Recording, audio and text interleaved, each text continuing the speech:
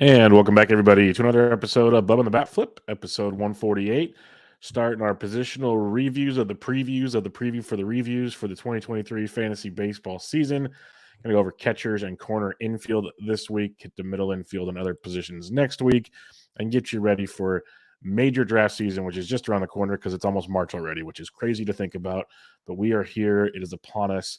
In order to do all this, you can find me on Twitter at BDintric, and my co-host is always on Twitter at BatFlipCrazy. Toby, how we doing, my friend? I'm doing well, Bubba. There's a noticeable change for those of you who are watching us on YouTube right now in my appearance, because for the first time all off season, I am wearing a baseball hat.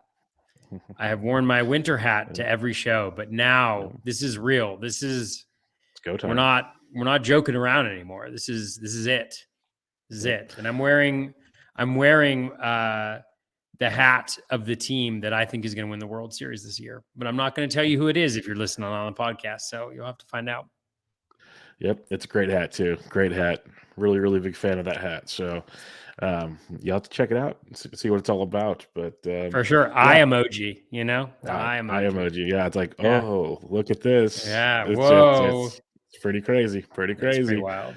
But yeah, it'll be a fun stuff. Good choice to win the World Series. I'll say that much. Yes. Yeah, we're gonna review catchers and corner infielders, kind of just a random, look at some ADPs, do some debates, talk about some targets, hit some listener questions up, have a little fun for you guys on a Monday night edition of Bubba and the Bat Flip. So let's start with catchers, and we're going through ADP from like the 5th to the 19th, give or take. 2-week windows, like 13 drafts for those keeping track at home. We'll probably start shrinking it even more pretty soon as there's more drafts going, but we're starting to get a window to look at for sure. But with the catcher's position, I just wanted to discuss the top 5 ADP because not a ton has changed since we last talked. It's JTR at 25, Varsho at 37, Will Smith at 57, Rushman at like 72, and Salvi at 74. So those are the clear top 5. Kind of were there. I think Adley's moved up a little bit since we last talked. That's why I wanted to bring this discussion point up here. Do you see anything that stands out to you besides, we know you like JTR. You're not opposed to Varsho for the steals. Was there anything that stands out in that top 5 there? Because I'm still not like in on Adley just yet. Yeah, not really. You mentioned, for me, actually, this year, JTR, according to the projections, is not, and where he's going in drafts. He's going at pick 25. He's actually not, he's not a value where he's going right now. And there's some other values going there. So he actually has not been a target of mine, which is kind of difficult to say. And with Adley, I think the question with Adley is the plate appearances and what you think he's going to get to, but he's easily the biggest dud, among catchers going in that top 5, top 6 that you mentioned. The projections just don't really seem to like him a lot. And so I think you need to do a little bit of your manual adjustments if you want to push him up there. It's got him for 552 to 582 plate appearances, the various projection systems, but doesn't like the speed, 3 or 4 steals, doesn't like the power, which, he didn't show much power last year. So it's interesting. I can see there's a good debate, I think, between it was James Anderson and I can't remember who the second person was, either Rob Silver or maybe somebody else about Adley, which is definitely worth listening to. But yeah, I just haven't been really interested in Adley where he's going right now. So he and JTR are actually the two that I'm kind of not really in on right now based on where they're going. Interesting. Yeah, I don't disagree with that at all. Like I've always been a Varsho guy. I haven't been willing to take JT in the first 2 rounds, basically in a 15-teamer. Just talked with Anthony Gialdi from my Royals preview, and we went in on Salvador Perez, and it's hard to take Salvi at 74, honestly, because he's an accumulator and he should get his playing time, but I don't think we're seeing the 48 home runs again. So we got to keep that in mind. Something else to mention when we talk catchers here, there's 6 going in the top 100. There's 8 going in the 100 to 200. So 14 catchers go in the top 200. So when you're building out your rosters, I know we like to make sure we get good catchers, but you can, 30 catchers have to at least in these 15-team leagues, and half of them it takes at least to pick 200. So there is a waiting game potentially if you know what you're looking for. But I will say after like pick 200, you're getting into some murkier water with D'Arnaud, Jonah Heim, Vasquez, Logan O'Hoppe, who might be starting in the minor leagues. There's only like 6 guys in the top, in the next 200 to 300. A lot of catchers are going late, which I know is not an uncommon thing for years past, but I just wanted to point out it's like maybe 20 catchers in the top 300 does stand out. So for a guy like yourself, I guess I'll ask, are you still looking to get 2 catchers early, or do you see this kind of landscape allowing you to maybe wait a little longer? Yeah, I think I'm a little bit flexible. I think that's kind of like my approach in general this year, is trying to be a little bit more flexible in the way I want to approach it. I do really like some of those early catchers. I mean, Varsho right now is he's a value, according to what I have on the spreadsheet. Will Smith is Salvi. I know you mentioned, he's probably not going to get back to those 48 homers, but I'm not sure if he needs to do that in order to reclaim, some value based on where he's going in the drafts. Wilson Contreras is looking really nice. Although, if you remember back to our catcher podcast, I'm still not entirely sold on Contreras, but definitely somebody that the projections likes a significant amount. I think there's a lot of questions around like kind of plate appearances. And so depending on where you are, like Adley is going to look different. Alejandro Kirk is going to look different. Sean Murphy, even does Murphy get any DHing? Does he, what percentage does D'Arnaud get, or is D'Arnaud DHing? And that's the question about D'Arnaud, who looks okay going where he's going. Melendez looks like he's going to be getting full-time plate appearances, so he's also interesting. Even William Contreras, who I know we're going to talk a little bit about, later. Like, yeah, he's actually not a value on my spreadsheet. Neither is Tyler Stevenson, but both of them are interesting for plate appearances as well, right? Without a lot of competition, we just saw the Reds say that Tyler Stevenson, they're going to play him 140 to 150 games this year. 9 out of 10 games, they said. They've already got it planned out. They've already got it scheduled. Jansen's interesting. Raleigh's interesting, I think. So it's all really interesting, but I agree with you. After 200, there's just it feels risky, it feels really risky. And there's a couple guys, like I got Grandal in my league, best shape of his life vid comes out as I'm on the clock, and I got to press the button.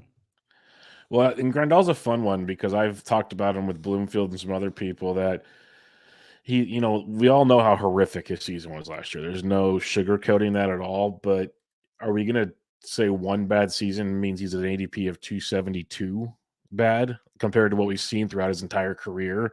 Maybe he is broken. Maybe he is, and that's a fact. But you're also not paying. Like Grandal used to be like the 4th catcher off the board or something. Now he's like the 24th catcher off the board.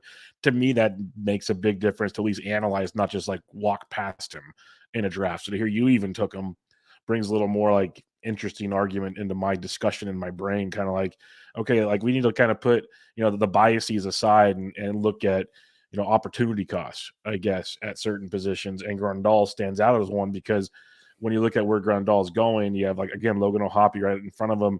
He's supposed to start in AAA unless something crazy happens. Eric Haas going behind him. We've talked about that. That's kind of like a roller coaster ride. And like you said, a lot of the kind of after 200, a lot of it, what it is, we discussed it on the catchers preview, is so many catchers like do the platoon thing and they get close to 100-ish games. So obviously the farther down you go, you're getting into the more of the platoon situations. So the earlier guys are the plate appearances like you talked about. And that makes it like, what are you willing to roster and stomach for your team? Like, we know in DCs, you need plate appearances. They're king. Grandal will get those plate appearances unless he like literally gets hurt or something. Whereas some of these other guys, that's in question. Now in a fab league, you can stream and make things work if you really want to play that game, because some of these guys will have value throughout the season. There's zero questioning that. You never know how that's going to pan out, but it does make things interesting. It is murkier for sure the farther down you go, but it's definitely out of all positions, and it makes sense. It's the catcher's position. It's been like this pretty much since we've ever played fantasy. It's very spread out. It's not as bunched up as you'd expect, but it at least brings the analyzing of how you want to form your roster into play. I'll say that much. Makes it quite interesting there. Anything else standing out to you, kind of just a look at ADP or going through your first draft that kind of stood out at catcher, or do you want to do a couple debates real quick? No, nothing really stood out, honestly. I think there's, yeah, I don't think it's, I don't like to get deep in it. I don't like to get very deep in that Yeah. catcher position. Like, yeah, I think I'll probably get him earlier. Yeah, that's the only thing. Is like it's spread out, but do you want to spread it out? That's the question at hand. So let's do a couple debates here at the catcher's position. We'll get to the corner and field where it's a little more entertaining here. We have William Contreras at 119, basically 120, and Sean Murphy at like 120, 121. They're going right next to each other. Got traded basically in the same deal for each other. Obviously, the A's part of that deal, not the same deal. But William Contreras coming off the monster season last year, and you mentioned the plate appearance game. Like projections only have him playing around 120 games, when in reality he should get some DH and he should be the full time catcher.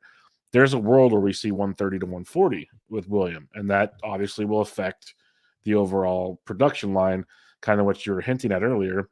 And then you have Sean Murphy, who we know 148 games last year, 612 plate appearances, led all of catchers. And they still have him for like 134 at the Bat X, 538 plate appearances, not bad. He could still see more than that too. So that's kind of an interesting predicament. So if you have these two guys on the board and you had to pick one of them, who would you be looking at? Yeah, I think I'd probably be going. I think I'd probably be going with Murphy. I just think the consistency in the approach. The spreadsheet has him considerably higher, about 40 spots higher in terms of the overall ranking, in terms of players. If you dive into them, like Murphy, he hit 18 home runs last year, but he was in the cavernous ballpark that is Oakland. So he had 44 barrels and, only 18 home runs from those. So if you look at a reasonable barrel to home run ratio there, you're now talking about, 25, 26 homers, which is really nice. He obviously had the 612 plate appearances, but, he doesn't really strike out much. The contact rate is up there. It's kind of a solid, if not spectacular profile. And again, I think there's a little bit of upside on the projection if they decide to play him a little bit more. I think he's certainly a good enough hitter. The one area where he kind of regressed a little bit last year was in the chase rate. So he was chasing more pitches outside the zone, which was something he had done a little bit better earlier on in his career. But we know that can fluctuate kind of from season to season. Set a career high in his max exit velo at 114. The Braves are a very good lineup. He's going to be in a really good position, to drive in runs there. So I think overall, I think there's a little bit less risk, with Murphy. He's steady, he's solid. He just kind of needs to continue what he's already done to be successful in that lineup. Where Contreras, obviously, he's also been, very successful. 571 plate appearances in his career. 260 batting average, 28 homers, 70 and 69, 2 steals. But he does it in a very different way with that high K rate, the high BABIP as well, which could just be a sign of the batted ball quality that he's been able to produce. I will say for Contreras, the nice thing is he has gotten that O swing under control a little bit. It was actually better than Murphy last year. The contact rate lags behind, a decent amount in the high 60s, but it's not atrocious. So that if he can keep that where the projections are with that, 26 to 26 and a half strikeout rate, I think that he'll do. I think that he'll do well. I do think that there's upside again in the projections, right? They're at 473, 428 to 491, it looks like here. So if you think he's closer to that 491, 500 with the Brewers, if he does get some DH time, if he plays a little bit more regular, then he could certainly be there. I think you go after him for that batted ball quality.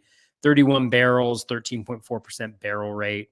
The max EV is really nice at 115.2. So again, I don't know if there's a right or a wrong answer with this one, and that's why it's such a good player debate. I think it's just a matter of kind of like the steady has kind of done it as an everyday starter before with Murphy in a better lineup, better team versus Contreras with maybe a little bit more upside, a little bit more higher skills, a little bit less certainty around the playing time. So I think in that type of a situation, I probably lean Murphy, just because I don't think you need to take that risk. But again, I could see people going either way, especially when you factor in kind of the ADP that they're going at. Yeah, it's an interesting one. That's why I like they are right next to each other, like you said. I have nothing against Sean Murphy. I think he's going to be good this year. I think he'll play about 140-ish games for the Braves. I'd imagine there's always still a chance he doesn't play 140 because they do have Travis d'Arnaud. I know Murphy's going to be the main guy. I've heard that from many people telling me I'm crazy thinking Travis will get his time, but Travis and William both got over 100 games last year, so I'm curious how they'll play that out. If the Braves are healthy, they have plenty of DH options, so that also kind of makes it interesting there. I'm a William Contreras guy. Most people know that by now. I think he's playing 140-ish games for the Brewers. They want to DH him. They want to play him at catcher as much as possible. The hit tool, the hard hit rates, the barrel rates are ridiculous. I don't expect him to hit for the average he hit for last year. I'm not crazy in that regard. I definitely think that comes back. But at the same time, I think his counting stats will take a boom because he had 51 runs and 45 RBIs on 20 homers last year. That was hitting in different spots throughout the order where I see him hitting like right in the middle of the Brewers order, which will help with the counting stats, especially the RBIs at least.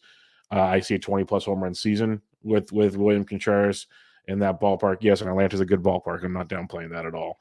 But I think Bubba, yeah. I think my cat's in a fight right outside the door. Okay. I'll be right back in like 1 second. Got it. They're like brawling. 1 second. Go get him. It was William Contreras for Sean Murphy. Yeah. So I'm going William Contreras.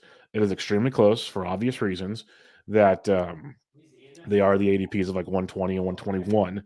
But I'm going with the upside on William Contreras where I could see if things really go well, we're talking 25 to 30 home runs and, maybe 80-ish RBIs or more, which I think could be big. Maybe it's 270 still, which is pretty big with William Contreras. We've never seen Murphy hit for a high average. 250 last year was his highest average. So I'm going William Contreras, but it's extremely close. It's more the upside versus the safe play. I'll go with William, but I've always been very known to be a William homer, so that'll be my direction there. Cat's okay? Cat's okay. Yeah, I guess it was other cats because ours I guess was inside. So who knows? I'm like, for those who don't know, I have like a little office where I record in my garage, and so I heard this like really loud crying and like then hissing, and so I guess it's another cat. So screw that cat. Whatever. Yep, not your problem. But let's go to the next ADP debate here, which is NMP. Yeah, there you go. Not your problem. Another kind of close one here, which is interesting. You got Gabriel Moreno, the new D-back at 249, and you got Jonah Heim at 250. Heim should be the everyday guy. Moreno, we expect to play a lot, but it's not a done deal in Arizona. So how do you look at these two? Yeah, this is a tough one. I mean, only because there's so much uncertainty around Moreno and what he's going to do. I think I lean. I actually drafted Jonah Heim in my other one. Believe it or not, I didn't get a elite catcher in my DC. I don't know what I was thinking. But with Moreno, again, there's a lot of uncertainty.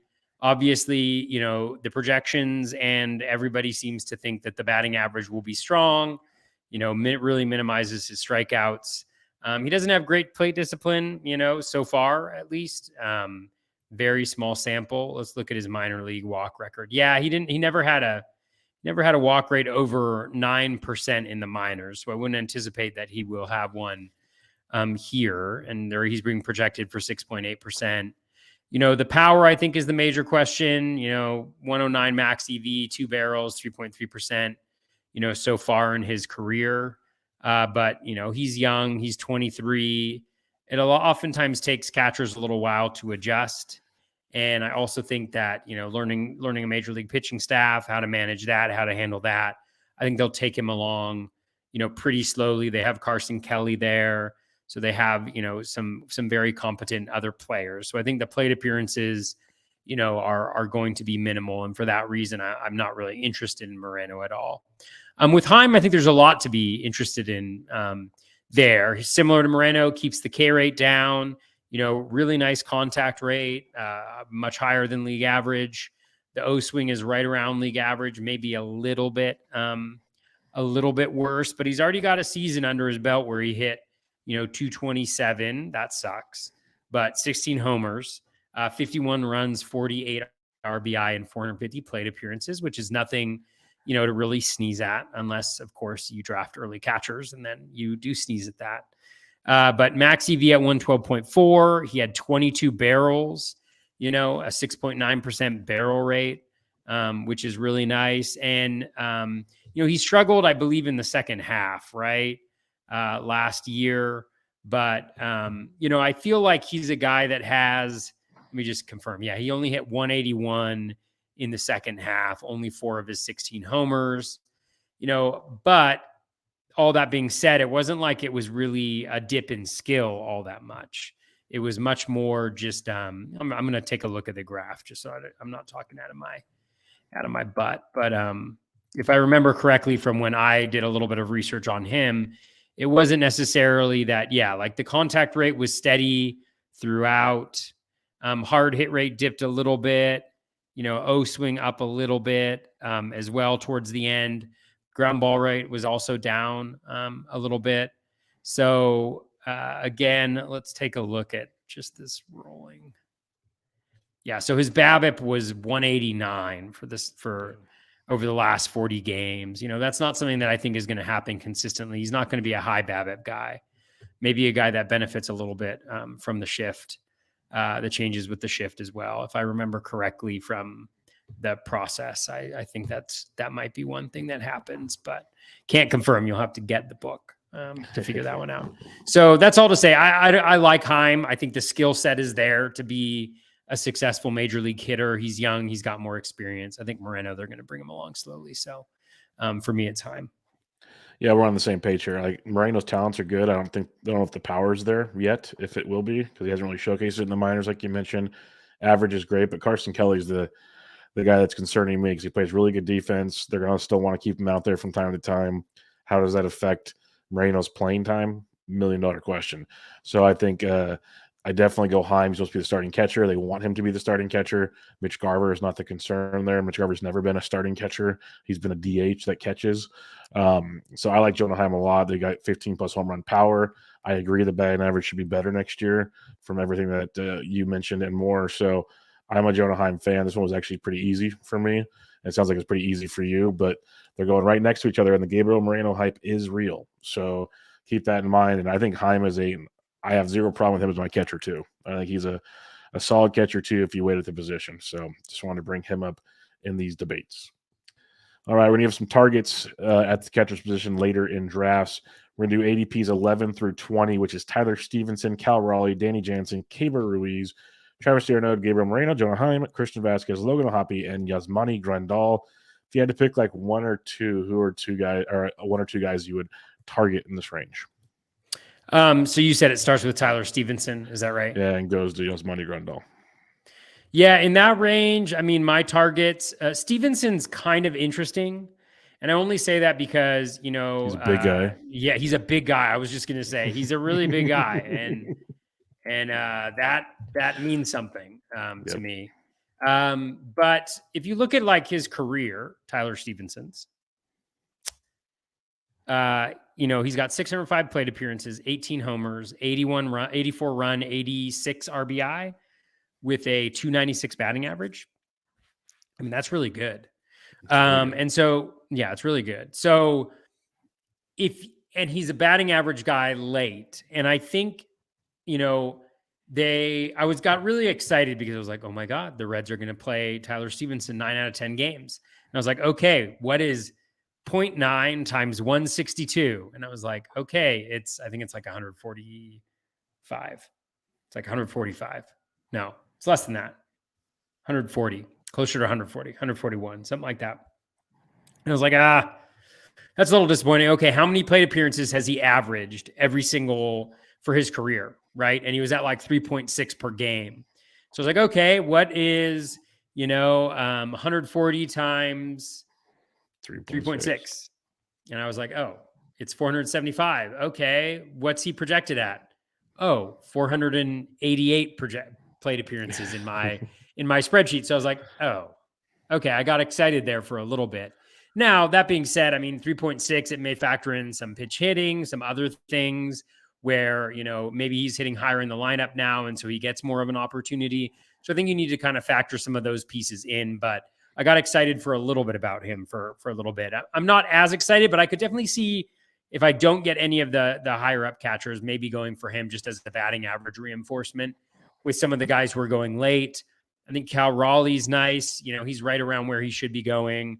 Danny Jansen, I think, is nice as well. His ADP seems to have fallen a little bit over the last little bit. I don't know whether that's just because people are having a preference of Raleigh or what's going on, but they've kind of seen that. Outside those guys, I think Heim, I mentioned, I already drafted him. And then I think Grandal is somebody who's interesting that I imagine I'll probably have at least in one of my fab leagues. So those are the guys going in that range that I like. How about you? Yeah, Stevenson does intrigue me. I liked him last year. He had those freakish injuries. He had one legit injury, but the other one's like a foul ball off his hand and like all kinds of catcher's injuries. It happens. It's what you expect from the catcher's position. But the fact they made a point, like they want him to DH, play first base, they want to try to minimize the injuries to keep him in the lineup is a positive thing, as we mentioned. So I do like Stevenson. Danny Jansen's a guy I just love to stay healthy, Danny. Like we've said that many times with him, and that's a good ADP there.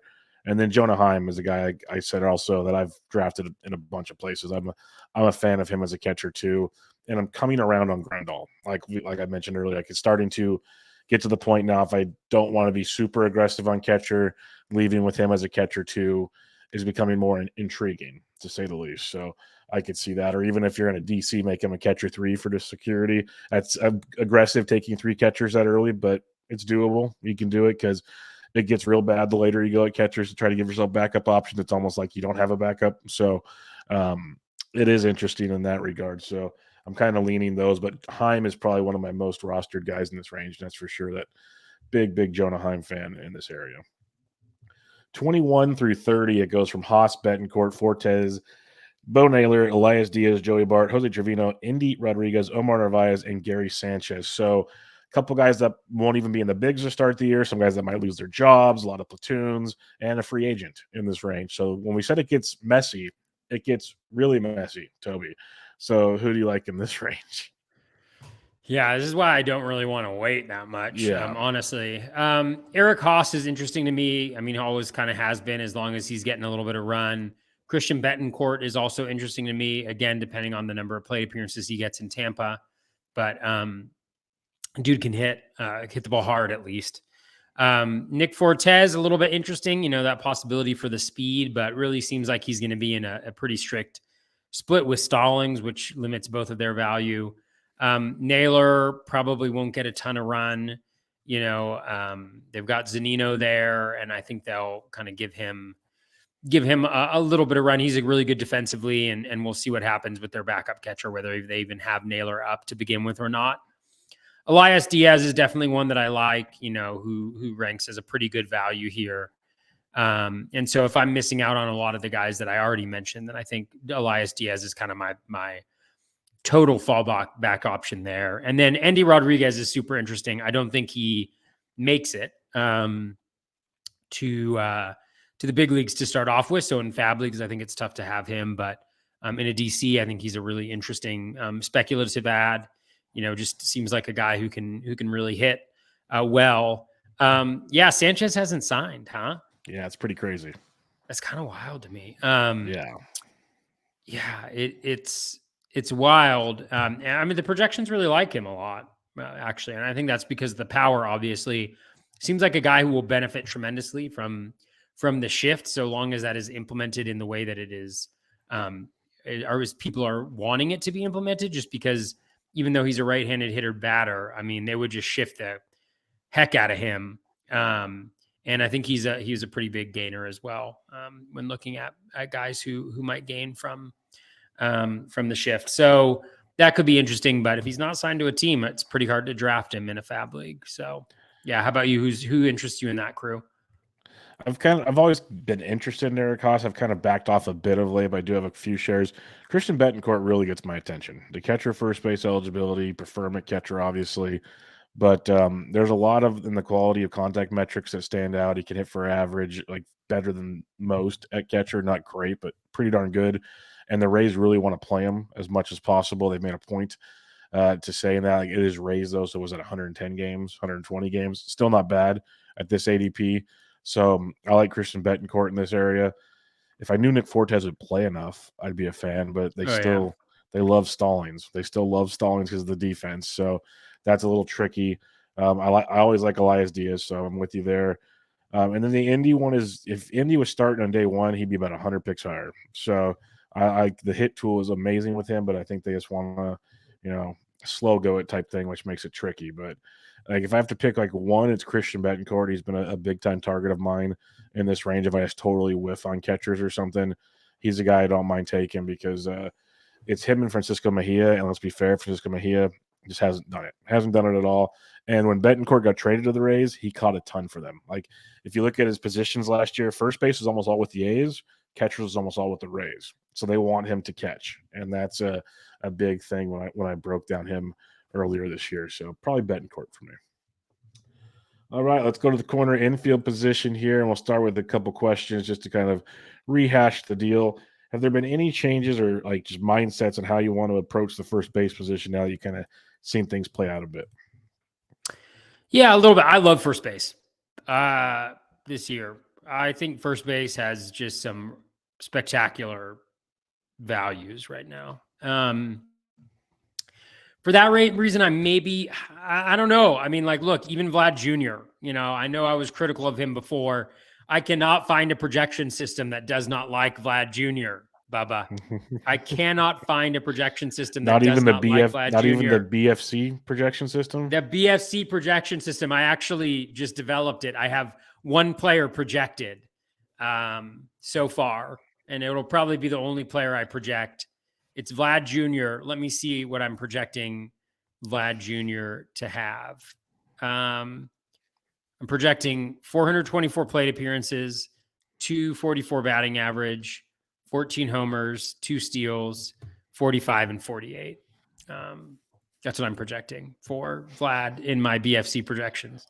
So don't get him, guys. No, I'm just kidding. That was Jonah Heim's projection, one of his projections.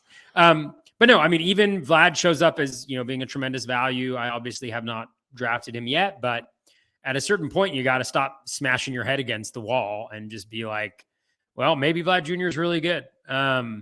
Freddie Freeman also shows up really nicely.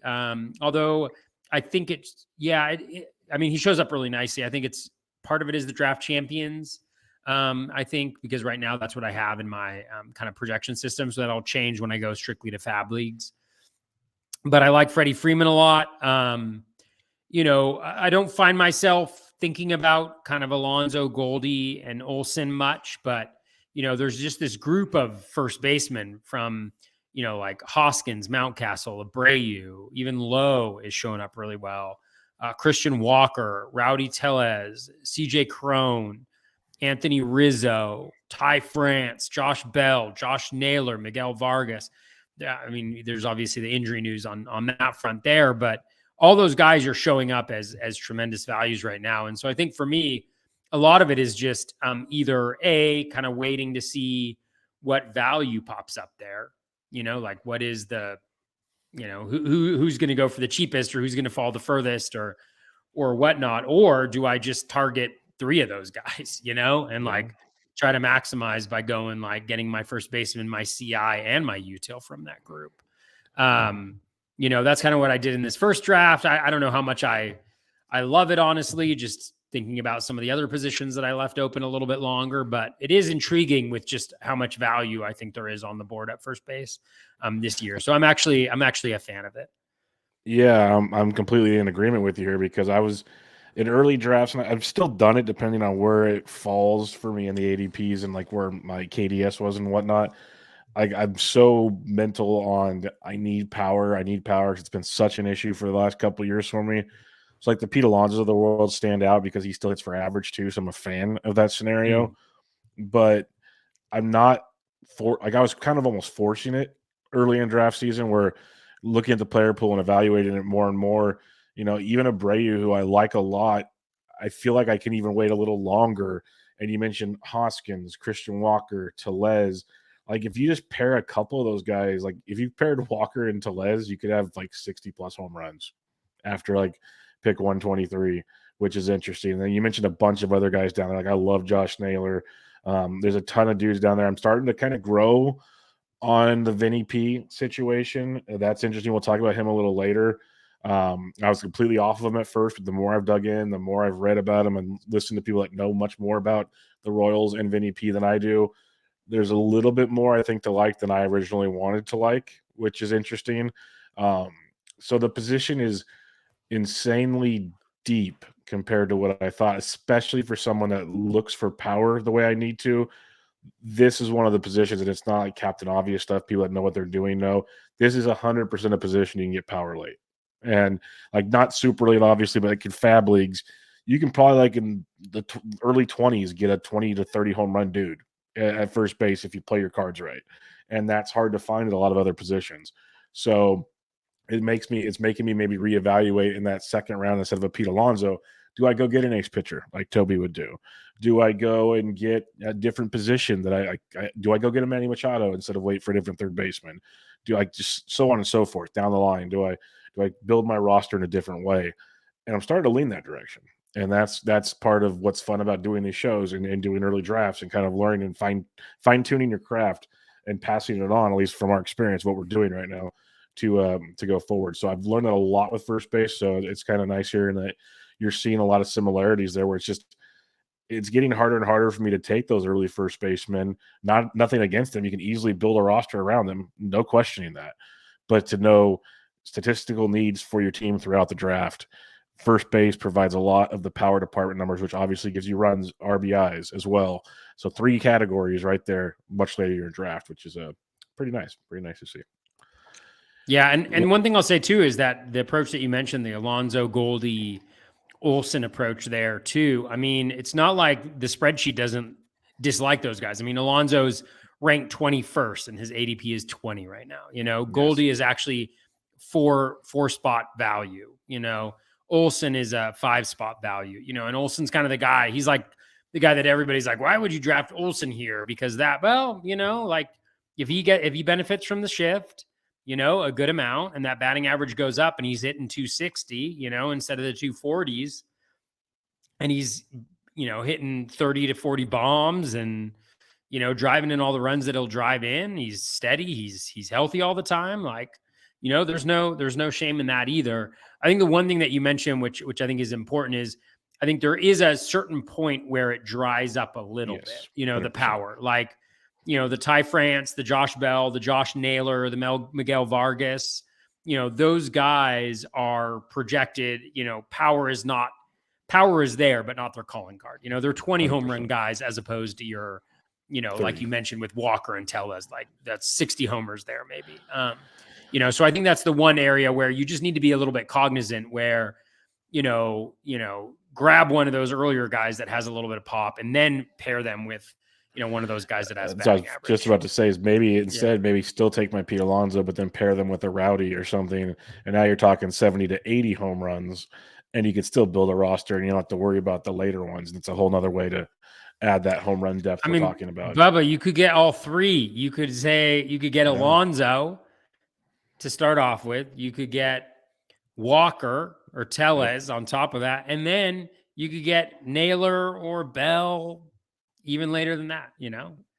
There's no shame in having 3 first basemen. And I say that because in my one draft that I've done, that's what I have. But it's a good point, because we've tried to nail it home that don't worry about the positions as much as the statistical needs of your team. Like the position, just fill out your roster. And that's one way to do it. Like the Guilds did it where he had, I believe it was Alonso, and then he took Goldie again in the draft where he kicked my butt and won the overall OC because the value was there. So he, like 2 rounds later, by the end of like round 5 or 6, he had 2 first basemen already.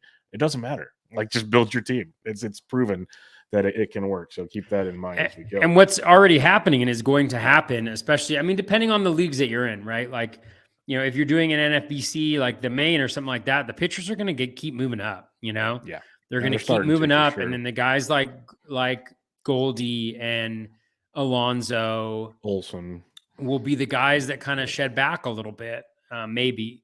So that's something to be cognizant of too. So it may be a situation where right now they don't look as good, but in a few weeks when they've dropped half a round, or a round, then maybe they look a little bit more interesting as a way to start your team off. So 100%.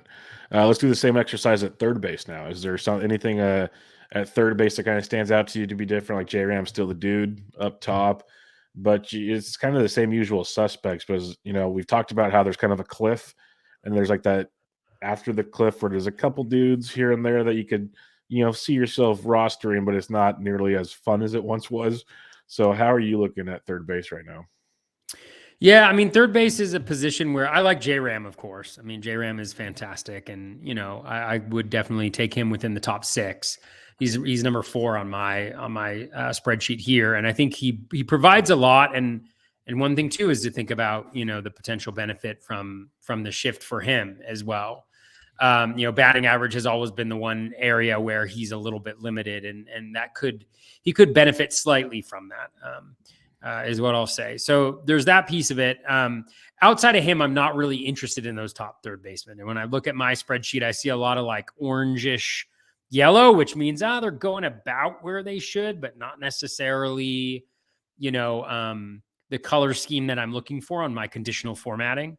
I'm looking for a little bit more of a green shade of yellow and more green. And where I see that is kind of the mid-range guys, actually pretty similar to what we saw with first base as well.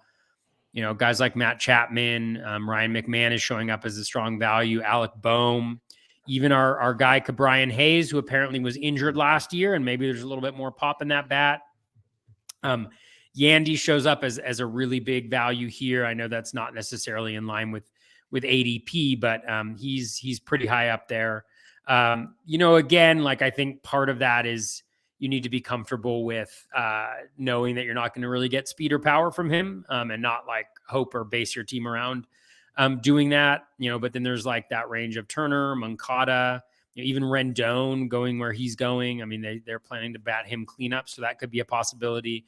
And I think even later on, there's some guys that I like too, which I won't talk about now because we'll talk about them later. But I think there's some value to be had at third base as well. And I think it goes back to what you mentioned before. Again, I think one thing that I'm trying to shift in my perspective is in the past, I definitely would have been a let me fill in all my positions type of guy. And what I'm really trying to do is who is the best player available? Who's the best quote unquote value, right? In the difference between the rank and the ADP that fits the needs of my team, the statistical scarcity, the categorical scarcity that that's what we really need to be honing in on and focus less on like the filling in the positions, because that feels good. Don't get me wrong, that feels good, but I don't know if it's the best strategy. Yeah, the one thing I'll mention about third base is I do agree that is some later targets, I will say, for sure. If you're doing a DC or an NFPC 50, make sure you have at least 2 or 3 quickly.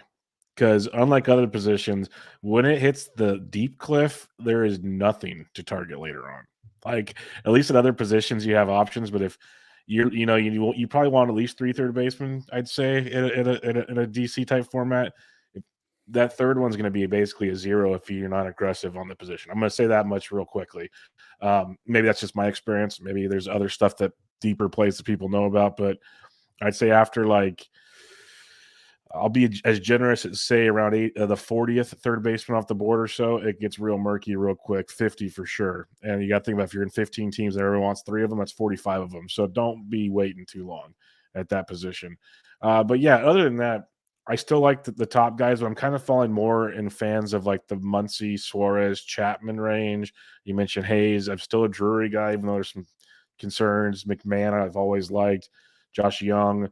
So that kind of like 130 to like 230, 250 range, I'm becoming much more comfortable with. Where early in the season, I felt like I had to get one of the top like 9 guys, where I'm not feeling that way. It goes back again like a broken record here. Feeling stats, not team. And that's what a big thing is. Like, and you've said it many times, is in a 15-team league especially, you're going to have a hole somewhere. That's just how it's going to go. At third base, you can have a hole that still has a little bit of give to your team. where other holes might not be the same. So keep that in mind when you're looking it up, but we're in similar bases there as well. Let's do some debating, Toby, at the corner infield position. And we'll start with Rafael Devers at ADP about 22.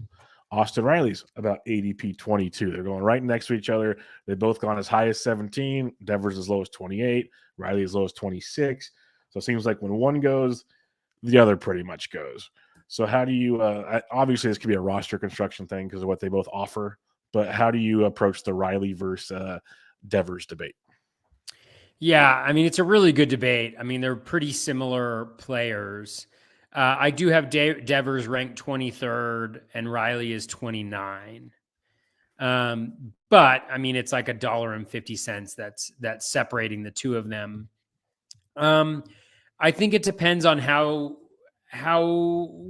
way that you're most comfortable kind of building out your team. I mean, with Devers, right, we have a longer track record. He's really been very good in every single season in recent history, except for 2020, right, when you had the shortened season. But the average is always higher, the power's there, a little bit of speed, the runs and RBI as well. And for that reason, I think I would lean Devers. I think just because I think there's a little bit more confidence in that batting average being higher. That being said, I am pretty confident too that the power that Austin Riley has, and he's legitimately, I think, a very good hitter. Mm-hmm. And I think that the power is maybe there more, and he's in a better environment as well. So I can also see the case for him. And, you just have to read that Athletic about him going and getting, the bat fitting and everything like that. Like, to know that this is a guy who just put up a monster, MVP caliber type of season last year. And what is he doing over the summer, right? He's trying to find ways to get better. He's trying to find ways to improve his equipment. He's a legit superstar, and I think an incredible hitter. So I also don't fault you for, going with him either. I mean, the barrel rate at 15.7%, he had 71 barrels last year. I mean, crikey, like the dude, 116 max EV, like everything is really good about Austin Riley, and he just seems to be getting better. So I can also see going there, for the same reason. I don't think there's the same level of upside on the batting average as there is with Devers, and probably less speed. But I think they're both really good hitters. And if you're just like, I want to get a really good hitter here, I could see it going for either one. Yeah, it's definitely like Devers better average, but not by much. Riley's still in the 270, 275, which is nice. I'm pretty confident in 30 plus homers. I think he's on a better team than the Red Sox. So if you would ask me this question a couple of years ago, I said Devers easy. I'm leaning Riley in this one. I'd probably take Riley over Devers. Not going to argue with anybody that wants to take Devers. It's basically if you can afford the point, like the 20% or 20-point drop in average, they're going to steal about the same amount of bags, but the counting stats and the power might be better with Riley. I think it will be better with Riley. And so I kind of lean the Austin Riley side of this thing. It's very tight. And, the thing is, Devers could easily put up a monster season too. Like, no one's going to be shocked if he does that. So it is what it is. But I'm going to go with Riley from what we've seen in the last 2 years in the power department. And honestly, I think one of the differences is the ballpark. Like the Red Sox, Fenway is great batting average park, but it is not helpful for home runs for lefties, especially for a lefty. Yeah. And so I don't think that's something that kind of benefits him, and Riley had 20 more barrels last year than Devers did. So, I mean, there's certainly a possibility that he outslugs him considerably in the home run department this year too. All right, next up we head to first base. Jose Abreu at 93 versus Vinny P at 96. And I'm curious to see what you have to say because I know projections aren't the biggest fans of Vinny Pasquantino, but what are your thoughts on these two? Yeah, this is a little bit of a tough one. You're right. The projections don't really like Vinny P. Which is unfortunate because I think he did a lot of good things. I would lean Abreu here. Number one, the handy dandy spreadsheet sees a fairly Let me go back to my first base. I'm on third base right now, of course. Sees a pretty hefty difference, between the two. Rank of 111 versus a rank of 92. So, I mean, somewhat hefty, but Vinny P is kind of one of the only first basemen that stands out as not being of value in this particular situation. But we can look into a little bit about that. I mean, I think the thing with Abreu last year, he hit 15 homers, right? But everything else looked really good. The batting average was really good, although, the BABIP was elevated, but we don't expect him to replicate that. We're just expecting him to hit that, 270s, maybe 280, but the power should return. He had a 9.6 home run per fly ball rate, which is by far the lowest of his career that he's seen. At the plate discipline, he had huge gains in the contact rate. He had the highest contact rate of any season in his entire career. You have to trust the Astros a little bit. Like, they went out and got him. They wanted him very clearly. He was one of the first free agent signings. Also, who wouldn't want to sign with the Astros? Let's be honest. He had 47 barrels last year with only those 15 homers, 9.5% barrel rate, right in line with his career average. A little bit of a slip in the max EV, a little bit lower launch angle than he usually has, which means an increase in the ground ball rate. I'm guessing, a slightly higher ground ball rate, and that's a little bit of a not great trend for him. But again, I think the Astros will help him maximize what he can do. He's going to be in the best lineup he's ever been in. There's going to be a lot of guys on base in front of him. The power, you cannot replicate how poorly he did from a power perspective, given the underlying metrics. So I would go with Abreu here. That's not to say I don't think, Vinny P can take that next step forward. I think what he's kind of running into is a little bit of the Royals, the fact that he is on, the Kansas City Royals. The projections actually like his batting average at or better than Abreu does. He's in the 270s for all of them. He hit 295 before, doesn't strike out, decent walk rate. He's got those 10 homers on the 20 barrels, but he's playing in Kauffman, and I think you're going to see pretty consistently, that the barrels aren't going to go for home runs. I think we see that pretty consistently across them. And while they do have some fantasy guys, I think the major concern with the Royals is they have like 0 guys that are good at OBP. Mm. Like Witt's not good at OBP. Sal P's not good at OBP. None of them are good at OBP, and those are the guys you have to drive in, right? So he's not going to be up with a ton of guys on base. And so I don't think he's going to replicate those super small, like, runs per plate appearance and RBI per plate appearance that he put together last year. But, I don't think they're going to be what they would be in a lineup that actually had some guys who could take walks and get on base. So that's a major concern I have for him. And given like just everything else that's going around in this position right here, I just pass on Vinny P. Yeah, I've been passing on Vinny P, and I'm starting to think I shouldn't be as easy to pass on Vinny P. And that's my predicament here. Like, I think Abreu is great. He's getting older. He goes oppo a lot. Does he change to pull the ball more? Those are questions I have. Much better team, much better run environment. That's a huge plus because the Royals just aren't going to score runs, and that's going to cost Vinny P a lot. But what I like about Pasquantino, the plate discipline is elite especially for a 25-year-old ball player. It is crazy to see walk rates over 11%, strikeout rate 11.4. Throughout the minors, he's always had a low strikeout rate to go with the walk rate. The average has always been there in the minors. Power has always been there. It's very impressive. Even his like quality of contact metrics were pretty darn solid last year in his first campaign, which was good to see.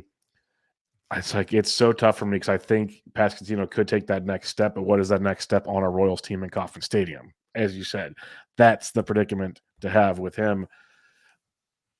I'm going to take Pasquantino just because I think there's a ceiling. Obviously, we have not seen yet, obviously.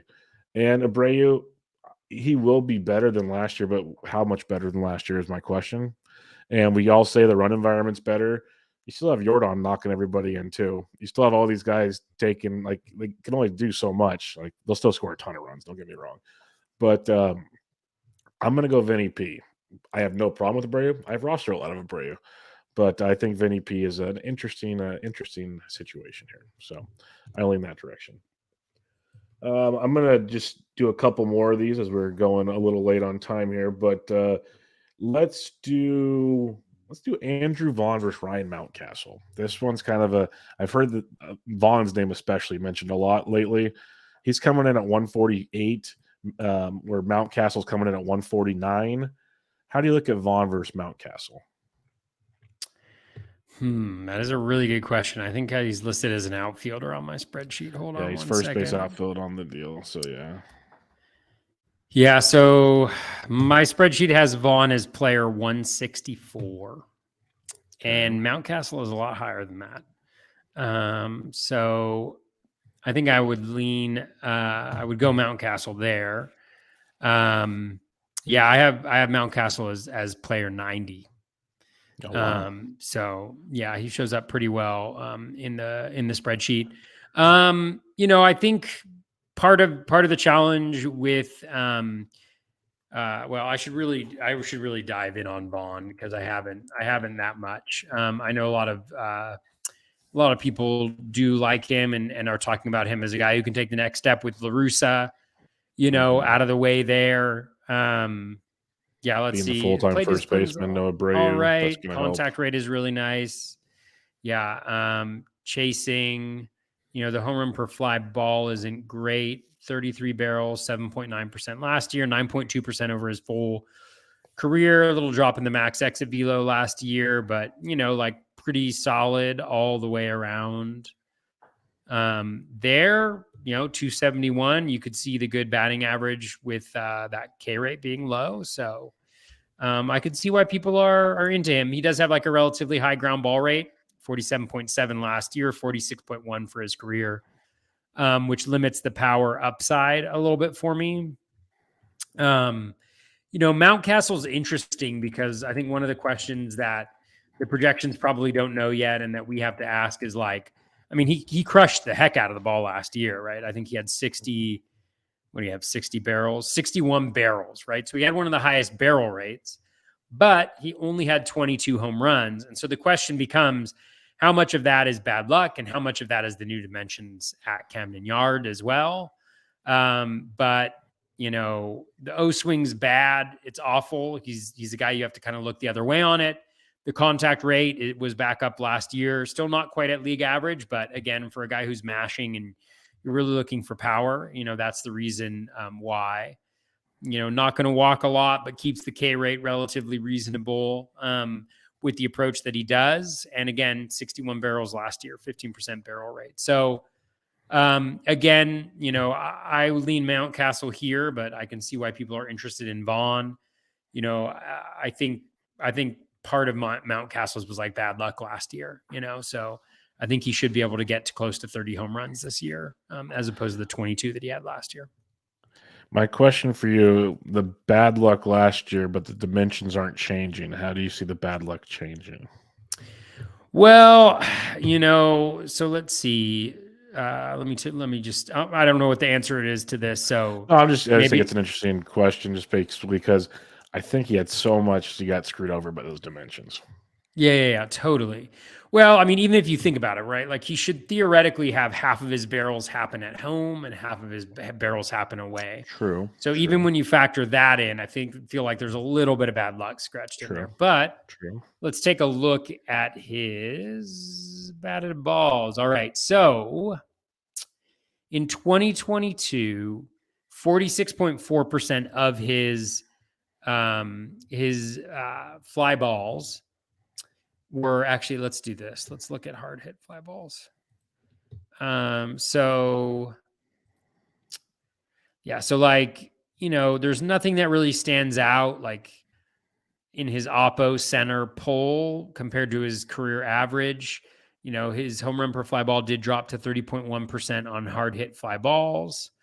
He did hit more fly balls generally to the opposite field, which given the ball and what happened to the ball, shouldn't impact. He didn't pull all that many. Only 19.3% of his fly balls were pulled, which is relatively consistent with what he's doing throughout his career. So, it could be a variety of different things. It could be the new Camden dimensions. It could be that, a lot of his power, a lot of his barrels are probably coming to center in oppo. And so he's hit particularly hard by that. So the question you have to ask is, given all that, can he hit the same barrel rate as he did last year, right? 15% is really high. And then, of those barrels that he hits, like, is 22 out of 61, is that a reasonable expectation given that batted ball profile? I honestly don't know what the answer to that is. I mean, one thing that we could do, let's look up his baseball savant page, and just, again, it's not a perfect way to do it, but we can look at like what his expected home runs were in different ballparks. I'm pretty I know sure we're it's a going lot deeper more. than. Let's see what we got. Man, this is just keeping everybody on the edge of their seat right now. Hey, I enjoy breaking this down though, because I know we're not the only ones with these. Well, I do too, because I haven't broken it down this deep before. So maybe I shouldn't be as into him as I am, or whatever. Well, I guess I'm trying to tell myself not to be that into him. That's why I'm asking the questions. Yeah. Expected home runs. So in Baltimore, 23. And then the most would have been Cincinnati at 40. Throw the man in 17. Great America Small Park, right? Lord. But I mean, it's huge, right? I mean, it's huge. But then you look at like Detroit, right? Like, that's one of the things, like, right? Like, some of these Detroit hitters, I'm like, like, I'm not really that into them, just because, like, I know the dimensions are changing, but God, it's such a dead zone, right? He would have had 20 home runs out of his 61 barrels if he was playing in Detroit, right? So I think on average, it's probably in the high 20s for him. Yeah. But it ranges from 20, like, and then you look at Vinny P, right?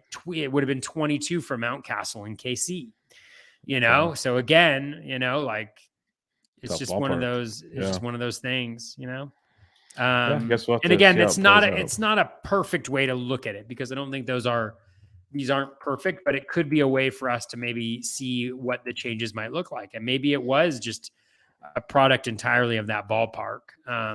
But I struggle to see him getting the same number of barrels next year and hitting the ball with the same type of consistency and still getting that low. Mm-hmm. Yeah. So Vinny P, it's like at KC, he had 10. If he was at Great American Small Park, he'd be at 21. That ballpark is ridiculous. And he only had 20 barrels.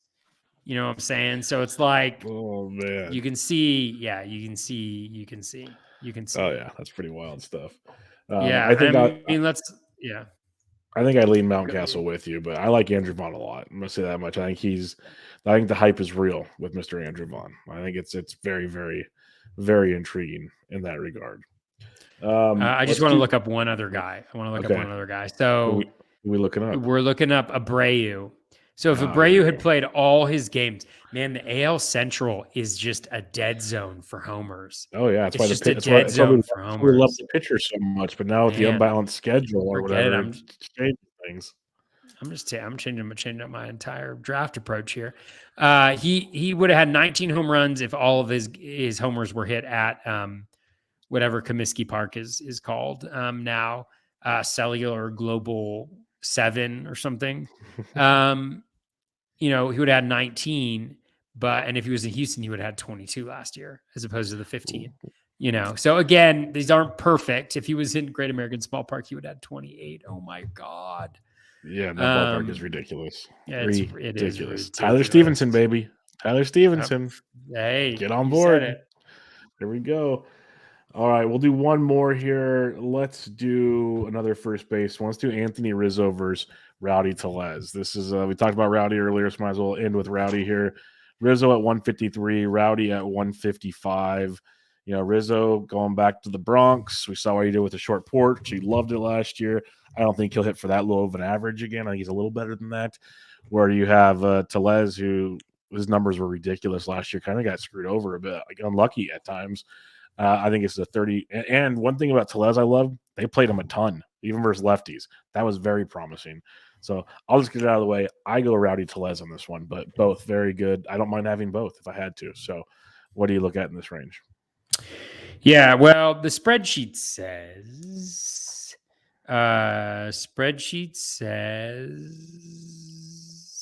Tellez, but only by four point spots in the ranking. Tellez is 103rd, and Rizzo is 107th in this.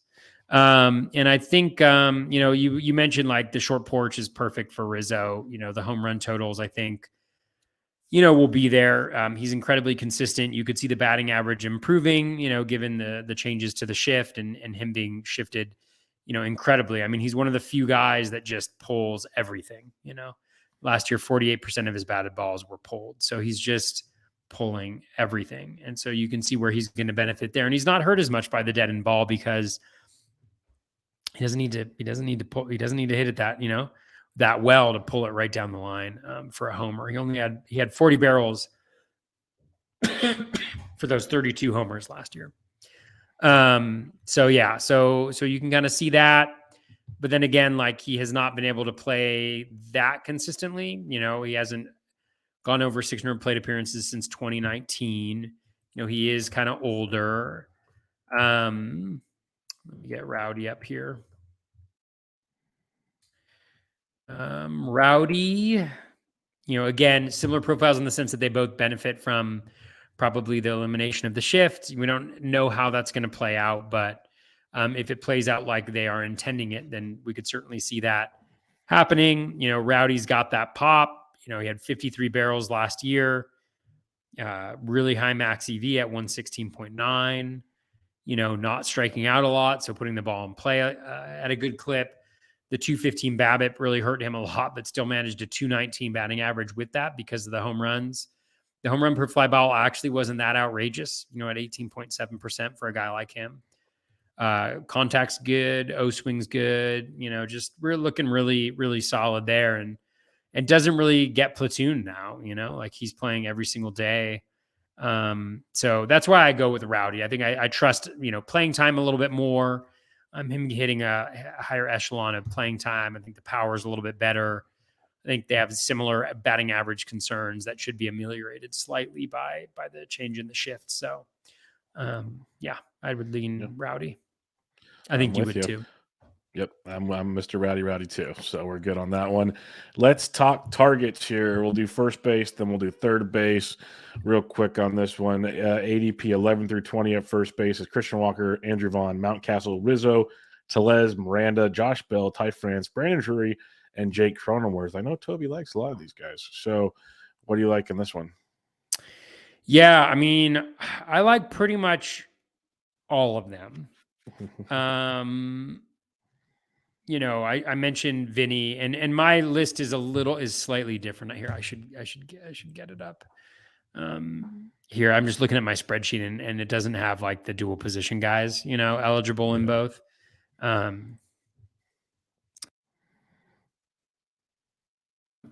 Here, all right. I like Walker a lot. I think he's legit. Crone, I have a little bit of concerns. Durability has always been an issue for Crone. And this is also, his year 2 of a 2-year contract, I think, with Colorado. So you could see them trading him at some point in time. And I think that would really, negatively impact his, his value. Again, I mean, not like everybody, you look at his cores versus non-core splits. And then I think, one of the major pieces is the playing time.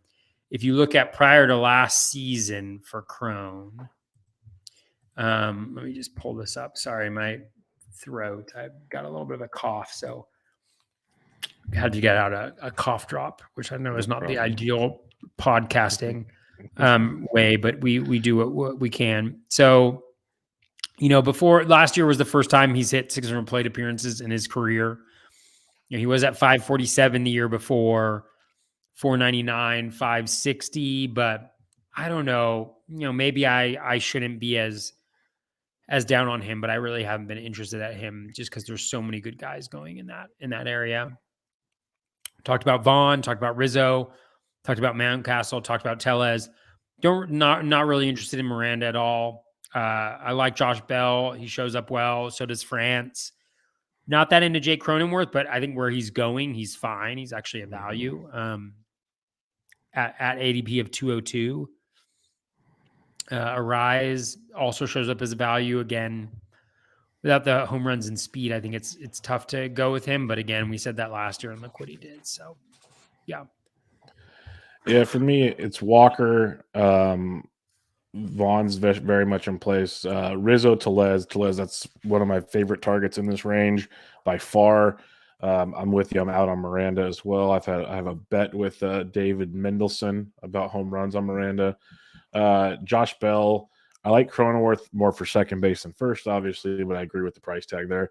I keep finding myself landing on Brandon Drury, and I really need to stop because I'm starting to get worried about playing time. The more I start looking at Angel stuff there, the eligibility is nice, but I'm getting a little worried about how that playing time is going to pan out. Then again, all it takes is an injury or two, and Drury's playing all the time again. So we'll see how that goes. But it's the main suspects in there, especially Telez is my number one go-to in that range. 21 through 30, got Joey Meneses, Luis Ariz, Josh Naylor, Seth Brown, Miguel Vargas, Will Myers, Tristan Casas, DJ LeMahieu, the mighty has fallen, Trey Mancini, and Spencer Torkelson rounds out 21 through 30. Who do you like in this range? Yeah, I mean, in this range, I'm not really into Meneses. Drury, I have not gotten him. I can see interest with the multi-position, and the Angels offense looks really good. Playing time, yeah, like you mentioned, a little bit of a question mark, but if he can hit, I think he plays. Love Naylor, really love Vargas. Hope that injury isn't serious. You never know. It's not a good way to start spring training, but he's super interesting. Seth Brown, like, when I look at him, I'm like, man, the dude mashed and stole and did everything well, but clearly going to be platooned. And Probably trade. yeah, God, the A's are just so bad. Like, maybe he gets traded and he doesn't have to platoon. He is crap against lefties. So, but I could definitely see the value in somebody like him and just having him thrown him in against righties. Myers is interesting in Cincinnati as long as he can stay healthy. We saw what Cincinnati can do for home run numbers. Oh yeah.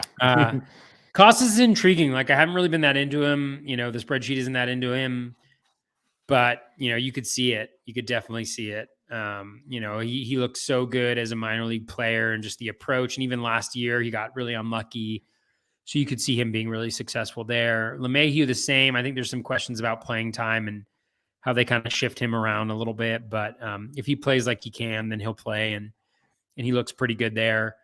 Mancini, yeah, like maybe, I don't know.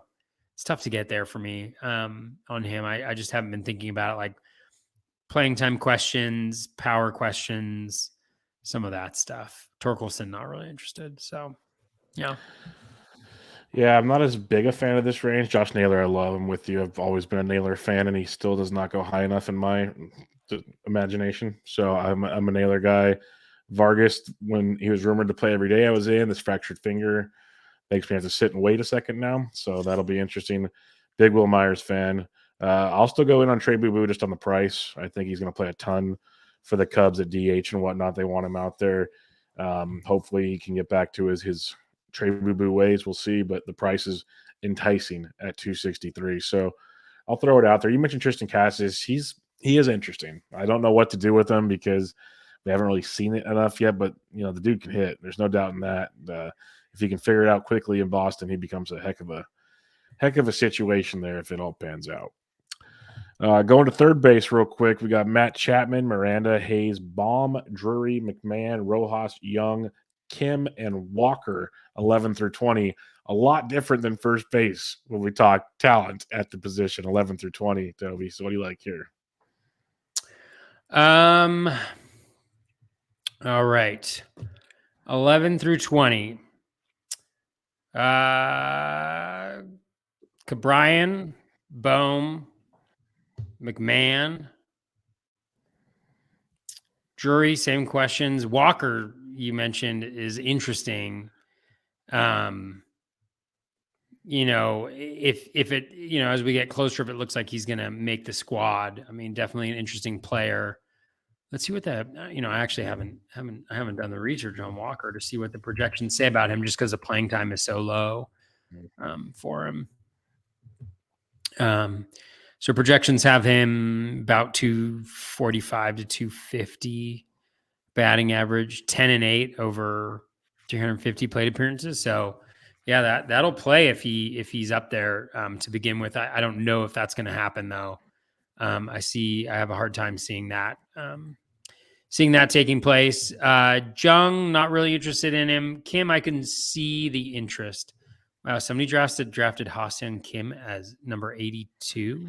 Yeah, someone got a little crazy on that one, it looks like. Somebody got a little wild I think there. that might have been a misclick. Just gonna Yeah. throw it out there. Ha-Seong Kim, yeah, he's interesting with the dual position. I think he's gonna. Will he have triple? He might playing gain second base? I can't He remember. might gain second base also. Yeah, he's gonna be all Yeah. over the place. Yeah, so he's interesting. I mean, yeah, he's interesting. Rojas is interesting as well. I mean, the challenge with him is just the platooning, but he's a 10-20 guy. Yep. You know, and then when I look at kind of the spreadsheet, yeah, it really doesn't like Jung. It doesn't have Kim here, but yeah, I think that's kind of how I feel about those guys. Yeah, it's an interesting round. Like, I don't mind Chapman if you're looking for a late power dart. It's not late, but late at third base, kind of. I'm growing more into Hayes. I'm getting more interested in Hayes again, which I say every year, and then it backfires every year. But to get a guy with that kind of steals upside late, and if he ever can crack into that power, because the hard hit rates are ridiculous. So Hayes is enticing at that ADP at like 176. Mentioned Drury, love Ryan McMahon, always love Ryan McMahon. So I have no problem with him at a post 200 ADP. I'm interested in Josh Young if you want to take the chance on him, just because of the pedigree we've talked about, but it's still a little sketch in my regard. So I pretty much like the top part of this third base realm. The other darts I like come in the next grouping. So I'm not into the other ones, but Kim is interesting because he's going to start the season second base, like you mentioned. So he gets second, short, and third. That's got a little legs to it, but then I'm worried when Tatis comes back, does that move Cronenworth back to second? And like, there's a lot of moving parts in that scenario. So not sure how long he'll be there. Just become a super utility guy. How does that play with Kim? Questions to be determined. 21 through 30, you got Justin Turner, Rendon, Luis Urias, DJ LeMahieu, Yandy Diaz, Yoan Moncada, John Birdie, Rengifo, Brendan Donovan, and Isaac Paredes. I actually like, I think, a few more guys here than I did in the first one. Yeah, same. I mean, Turner, plays as a nice little value here, batting average guy later on. Rendon, if he's healthy, obviously we know what he can do. That's a huge question mark. Urias, I like as well. The triple position eligibility. Obviously, you're probably not. Maybe you have him at third base, maybe second base. But I think as long as he plays, I think he plays well. He's got a little bit of sneaky pop there. DJ LeMahieu, we talked about before. Yandy plays as a really strong value, as does Moncada as well. Not really interested in Donovan or Birdie or Paredes, really. I think you're a fan, and I know some smart people are fans, but not that into him. And Rengifo, I'm not really interested in either. So, yeah. Yeah, I like Justin Turner a lot. I still expect that ADP to climb some more. We'll see. It hasn't climbed as much as I expected by now. So I'm a big fan of what he can bring later in drafts to kind of balance out your roster. If Rendon ever stayed healthy, he'd be great. He's showed up on a few stat boards where I'm just like, wow, if you just come on, man, keep it together. That'd be nice. Yoan Moncada, I'm starting to get back in on again if he can be healthy at this ADP. As I'm going to clarify. It is very interesting. It's like the Grandal theory, basically, with Moncada at third base of this ADP. Don't mind him as a late dart. And I do like Isaac Paredes. The eligibility first, second, third is great. The power is pretty darn legit as well. So I'm a fan of taking him as a late dart at the position also. So some interesting upside plays for me, like between Paredes, Moncada back here, even Rendon I call this because of the health concerns. Love Justin Turner. Justin Turner's a big-time target this late in the drafts for me. All right, got a couple listener questions here, Toby. One in the YouTube chat here from Jimmy D. He asked, what has happened to Pavin Smith? Well, I had a D-backs podcast on Monday, and he was injured almost all of last year. That's what happened to Pavin Smith. He played 17 games last year. So he was injured, and he's back in competition to potentially platoon in the outfield this year. That's what's going on with Pavin Smith, if you're curious. Did you have anything else to add on Pavin Smith, Toby? I don't think so. I once loved Pavin Smith, so did I. He's broken hearts, that's for sure. SGFC says favorite post 600 ADP dart. Any position, it sounds like. What is it? Post favorite what?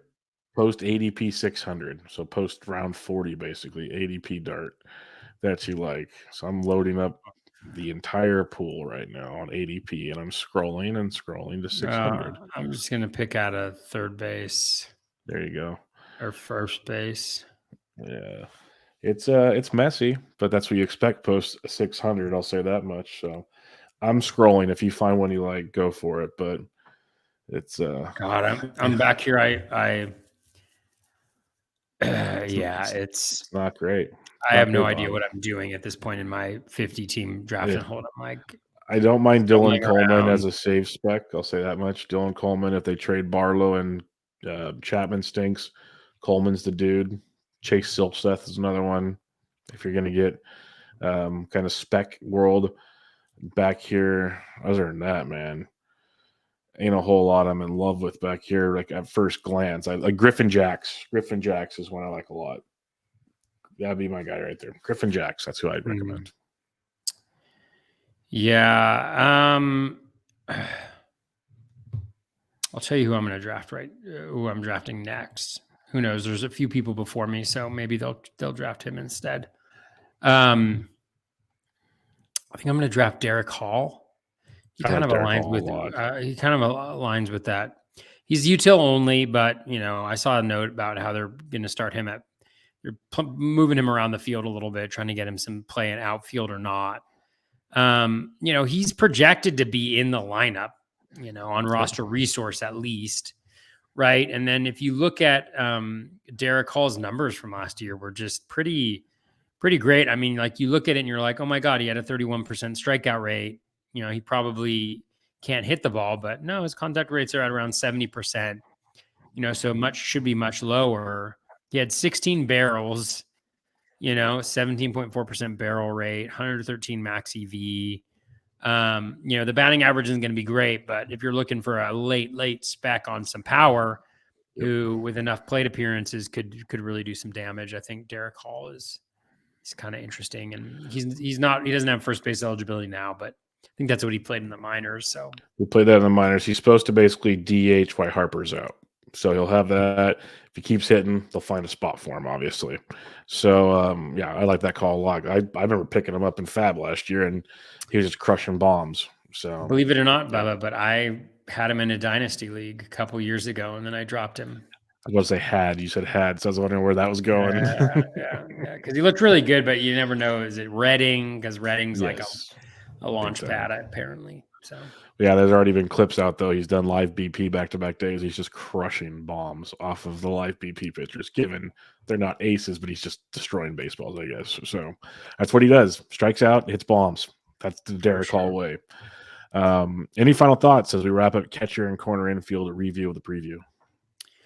No, I think we touched on it. Like I think there's some really good potential values out there. I think there's a lot of different ways to go. There's a lot of different profiles. I mean, we didn't talk about it that much, but I think there's a lot of different ways that that you can kind of go with these positions. And so I'm comfortable kind of comfortable on getting some early guys. I got Bregman in my current draft right now. So yeah. Yeah, definitely some good ways to go about it. I'm with you that especially like we talked about first base, the whole, Pete Alonso situation and what to do, what not to do, what you can do. Same relies at third base. As he's like, you can do the Machados of the world. Like J-Ram's on his own world. You take J-Ram if you can get J-Ram, just do it. But after that, it's like, do you go Riley? Do you go Machado? Do you go Devers? Do you wait? There's definitely ways to go about it and figure it out. So it makes it fun. It's not like a steadfast way you have to do it, as you might feel you have to at other positions. And catcher is just catcher. So yeah, lots of fun there. But we'll be back with you guys next week with another review of the middle infield and whatnot there, and we'll get you going closer and closer to March for your big draft season. Make sure you follow Toby on the Twitter there at BatFlipCrazy. I'm at BD Intric. This is Bubba and the BatFlip episode 148.